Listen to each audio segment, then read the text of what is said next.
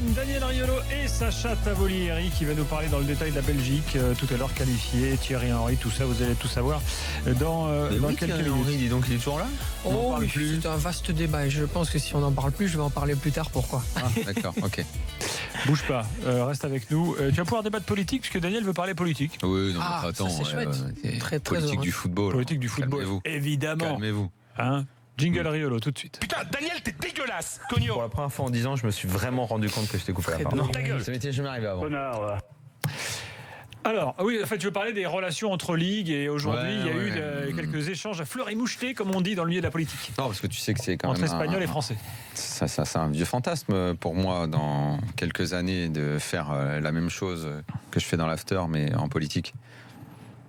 Ouais, c'est un scoop, hein, je vous l'annonce.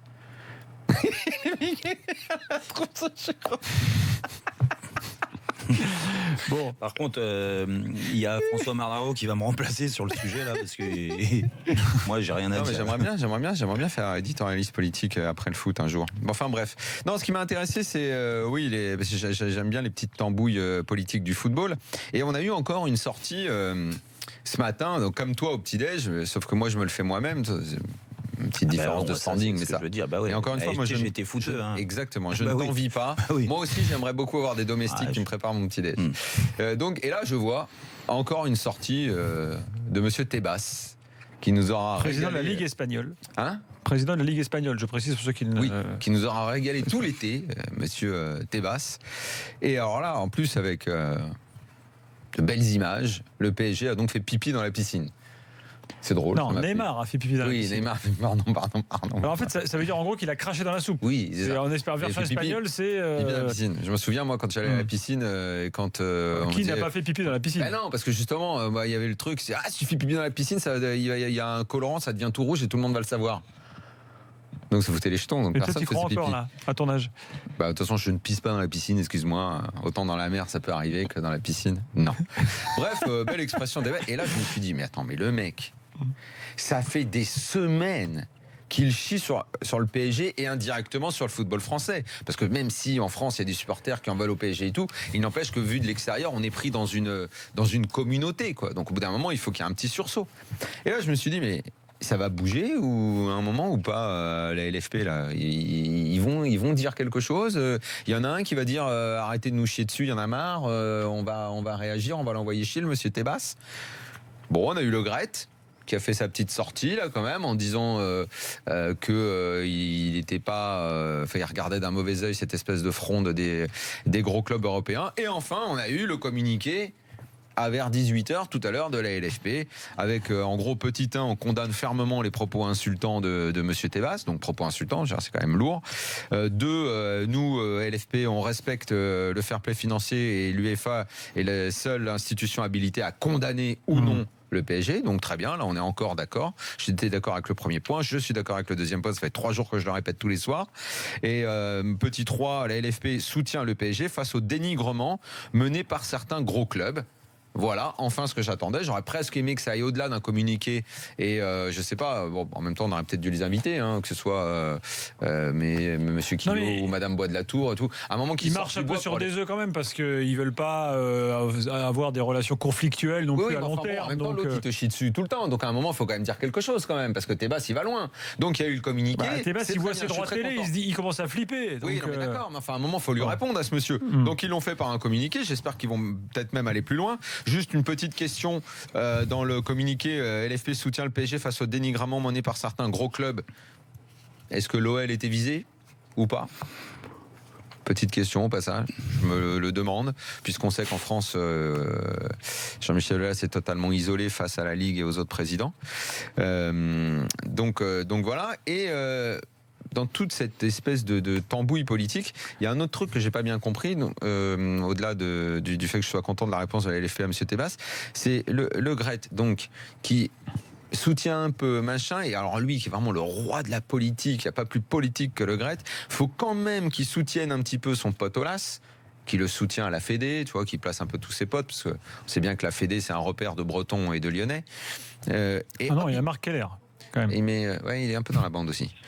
Et hop, il met un tacle à Quillot. J'ai pas compris pourquoi. jalousie parce que Quillot travaille bien et que la Ligue, depuis qu'il est là, le football français se redresse. Pourquoi il faut pas qu'il se réjouisse trop fort de l'arrivée de Neymar. On a l'impression que c'est lui qui l'a recruté. Moi, j'ai pas entendu Quillot faire la fête ou déboucher le champagne ou communiquer un enthousiasme trop fort à ce sujet-là. Je sais pas pourquoi il a mis ce petit tacle-là. Bon, voilà, j'avais envie d'insister sur tous ces petits points politiques là. Et juste pour finir à Tebas, là, ce gars-là, je peux faire un jeu de mots pourri, mais porquer Tebas pas, quoi. Moi, ce que je pense par rapport je suis assez content de ce jeu de mots. À ce que dit Daniel, c'est que à un moment donné, effectivement, je veux dire, on sent que le FC Barcelone va peut-être, au niveau des performances sportives, au niveau de l'impact publicitaire et au niveau des rentrées économiques, beaucoup moins touché peut-être cette saison, parce qu'on est dans une situation où, à un moment donné, une légende du FC Barcelone comme Xavi dit il y a plus d'ADN au niveau structurel, les joueurs qui arrivent ne correspondent plus à la philosophie de jeu du FC Barcelone. On est dans une période d'errance. Tebas le sait du côté de la Ligue espagnole, et du coup il essaye un petit peu à l'ego avec évidemment c'est des luttes de coq, hein, donc du coup mais Tebas cherche pas. Tebas, son problème c'est quoi? C'est le droit télé. Tebas, il a vendu à tout le monde en Espagne, en Chine, partout. Il a dit voilà, écoutez, nous on est la meilleure Liga du monde. Fred Hermel le dit. Il y a Cristiano, il y a Neymar, il y a Messi. Voilà, c'est temps. Là, il a perdu un de ces trois. Donc maintenant il est mal. Je vous pose une question. Parce que les droits télé risquent de baisser en Espagne. Si t'es directeur, Fred Hermel, mais bon. Jérôme, si.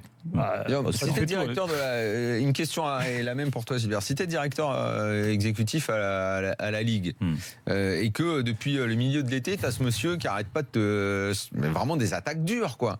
À un moment, tu réagis quand même. Tu dis, monsieur, vous allez nous laisser un petit peu tranquille. La Ligue 1, on sait qu'on n'a pas votre niveau. Vous êtes formidable. La Liga, vous gagnez tout, vous êtes très beau. Mais arrêtez de nous faire caca sur la tronche quand même au bout d'un moment. C'est clair. Non, mais Quillot, il avait répondu à Piqué d'ailleurs, rappelez-vous.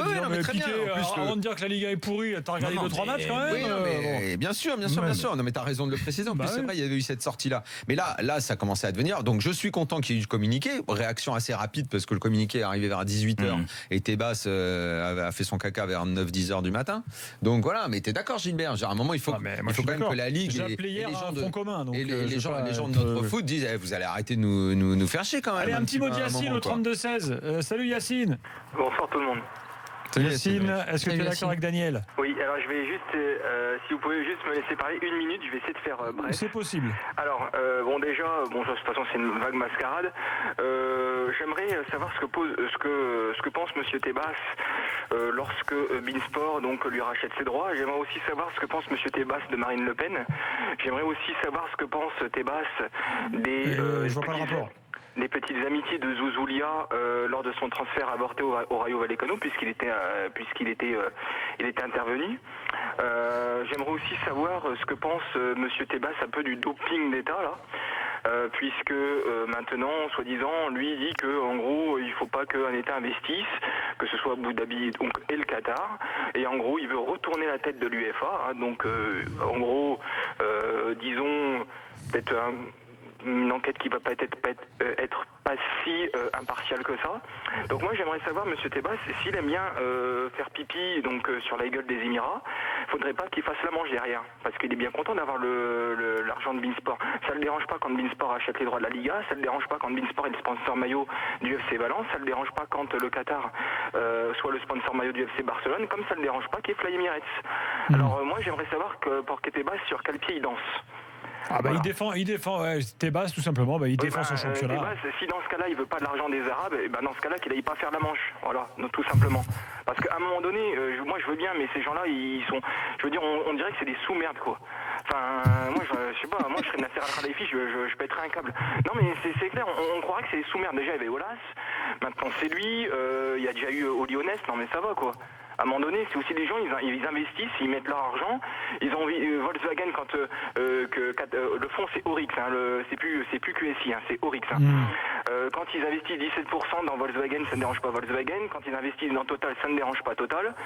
Mais là, Tebas, je sais pas, un coup ça le dérange et puis un coup il est copain. Ça ne dérange pas trop, comme Olas, quoi. Ça ne dérange pas quand ça tombe dans sa poche, en gros. Non, mais c'est du pur. Yacine, en fait, il ne faut pas chercher ce que tu dis. Ce que tu dis est vrai. Il y aurait 1000 autres exemples de ce qu'ont fait le Real et le Barça sur ces dernières années. Les condamnations qu'ont eu ces clubs-là, les magouilles de transfert en tout genre. Mais là, il ne faut pas chercher plus loin. C'est juste. Et c'est la même chose avec Ramírez Olas, c'est juste de la défense de petits intérêts partisans. Oui, donc ça n'est pas impartial, c'est totalement de la défense de boutique. Oui, mais c'est tout. Là, ça va carrément au racisme. C'est juste, on cible 2 Émirats. Quand c'est les Chinois ou les Américains, ça ne dérange personne. Moi, personnellement, je suis du côté de Doha ou d'Abu Dhabi, moi je l'ai mauvaise. Parce que je me dis, attendez, ils nous prennent pour qui? Mais je pense qu'ils l'ont mauvaise. D'ailleurs, Nasser Al-Khelaifi aujourd'hui, il était remonté en conférence de presse. Voilà, au moment de la présentation de Mbappé, là, il a dit, bon, il a pas non plus employé des mots, comment dirais-je, trop forts non plus, mais enfin, il l'a dit avec diplomatie. Attendez, moi j'attends l'UEFA, nous on a tout fait dans les règles, faut arrêter le délire, quoi. C'est ce qu'a dit Nasser Al-Khelaifi aujourd'hui. Et peut-être aussi qu'il est un petit peu moins dépendant de Bein Tebas parce qu'il y a eu l'arrivée de Sky du côté de l'Espagne. Le média Sky qui va s'occuper également du sport, donc peut-être qu'aussi lui il joue. Et en Belgique, c'est qui a les droits de ça? Alors en Belgique, c'est très compliqué. La RTBF la RTBF a les droits de rediffusion des résumés. C'est qui ce commentateur là qui est un fan de Johnny là, qui fait des concerts où il se prend pour Johnny, le mec? Thierry Luters que je salue d'ailleurs. Le gars il est là, il commente les matchs de foot et tout à la télé belge, et à côté de ça le mec il est passionné par Johnny, donc en fait il fait Johnny dans des concerts. Ah ouais, il fait pas comme ça. Si il est doublé genre imitateur. Exact, sosie, ouais, exactement. Les sosies de Johnny, c'est comme si Margoton, tout à coup il devenait sosie de Johnny, quoi. Regarde, Christian Jean-Pierre, il est bien en orchestre. Ouais, mais il est lui-même, tu vois. Et il est dans une émission d'humour. Christian Jean-Pierre. Oui, mais c'est lui-même, quoi. Enfin, également. Ouais, il est également dans une émission d'humour. Il est Luters. Il est pas Johnny. Il est Luters qui dit Johnny, c'est pas pareil. Non, c'est Luters chante Johnny, en fait. Donc en gros, c'est une espèce de foire à la saucisse, etc. Il y va, ou dans des cafés comme des cafés très très connus à Liège, où il est justement reconnu pour ça. C'est une vedette, le gars, quoi. Et bien sûr, en Belgique, c'est une vedette, Thierry Luters. Ah oui, tout à fait, absolument. C'est comme si tu parles de Grégoire Margoton. Je veux dire, c'est le top du journalisme en Belgique. Ouais, bien sûr. Ah oui, non, mais chez nous, on a un second degré. Excuse-moi, il a quand même le droit d'aller chanter ce qu'il veut dans une foire à la saucisse, je vois pas où est le problème. Oui, non, mais c'est sûr. S'il veut chanter quelque chose de Tennessee sur la foire à la saucisse de Namur. Et si demain j'ai envie d'aller chanter dans une foire à la saucisse, ça vous pose un souci? Et justement, et en Belgique, ça pose pas de problème au niveau de la légitimité.